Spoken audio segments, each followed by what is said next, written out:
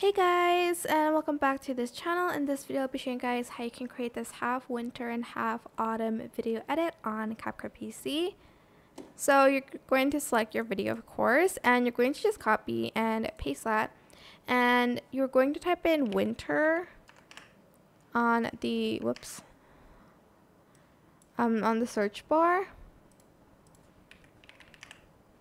and then you're going to, I don't know why it's not showing up. Okay, here it is. It's this one, and you're going to add it to the first video here.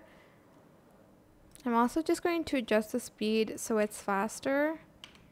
Then on the second one, you're going to type in autumn. And I don't know why it does that all the time. And you're going to select the transform to fall, and you're going to add it to this one. I'm just going to adjust the speed as well. Then you're just going to select the second video, go to mask, select horizontal, and you're going to split it like either this way or this way. It's totally up to you. I'm just going to split it halfway. You can also feather it out if you like. But that is it. I hope this tutorial was helpful for you guys. Don't forget to like, comment, share. Also subscribe to this channel if you haven't done that already. If you have any more questions, just leave it in the comment section down below.